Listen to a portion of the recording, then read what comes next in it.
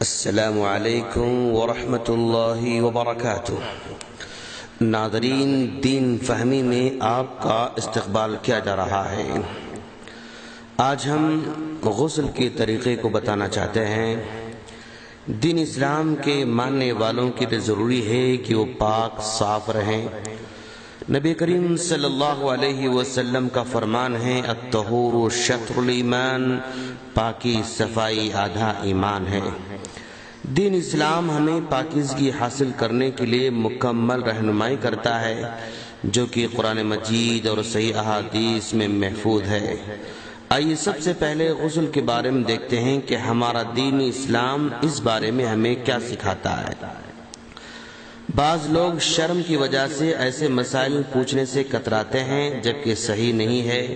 ہمیں علم حاصل کرنے کے لیے ہر قسم کی معلومات کے متعلق پوچھنا ضروری ہے، ورنہ غلطی پر غلطی ہوتی رہے گی اور گناہ لازم ہوگا۔ پہلے معلوم کریں کہ غسل کن کن حالات میں کرنا چاہیے۔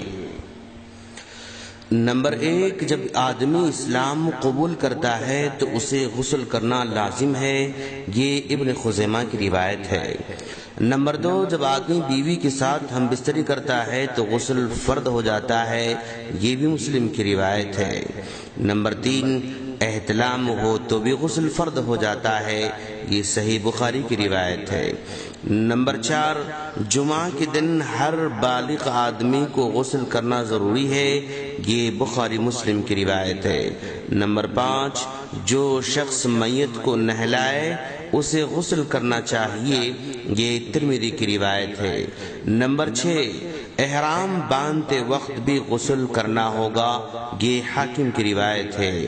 نمبر 7، عورت کو ماہواری اور نفاس کے بعد بھی غسل کرنا فرض ہو جاتا ہے، یہ بخاری کی روایت ہے۔ ان تمام چیزوں کے بعد غسل کرنا ضروری ہو جاتا ہے۔ غسل کرنے کا طریقہ کیا ہے، آئیے ہم جانیں۔ سب سے پہلے برتن میں ہاتھ ڈالنے سے پہلے ہاتھوں کو 3 مرتبہ دھوئیں۔ بایاں ہاتھ ہرگز پانی میں نہ ڈالیں، بلکہ دائیں ہاتھ کو سب سے پہلے پانی میں ڈالیں، یہ مسلم کی روایت ہے۔ پھر بائیں ہاتھ سے اپنی پرائیویٹ پارٹ کو اور نجاست کو دھوئیں، یہ بخاری کی روایت ہے۔ پھر بائیں ہاتھ کو زمین پر 2 یا 3 مرتبہ خوب رگڑے اور پھر اسے دھو ڈالے، یہ بخاری مسلم کی روایت ہے۔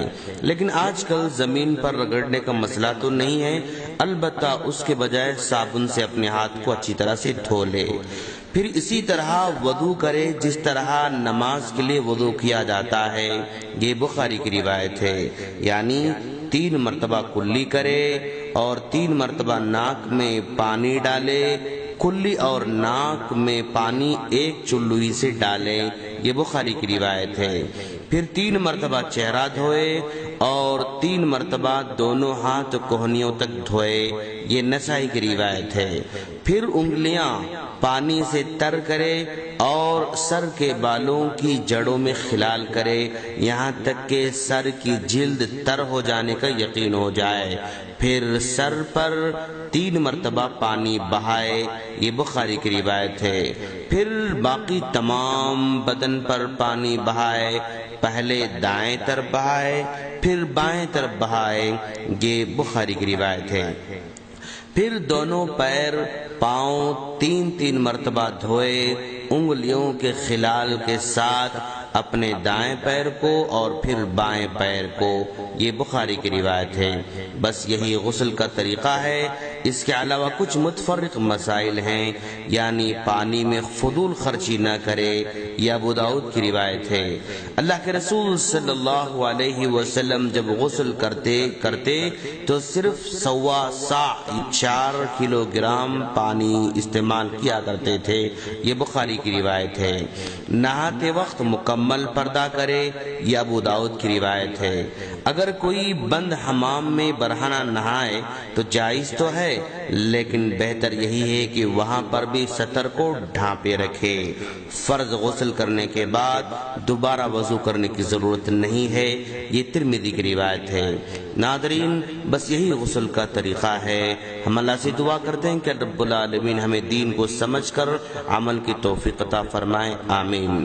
اگر آپ کو ہماری آڈیوز اور ویڈیوز چاہیے تو ہمارے اس نمبر پر ریکویسٹ بھیجیں 009393113839 السلام علیکم ورحمۃ اللہ وبرکاتہ۔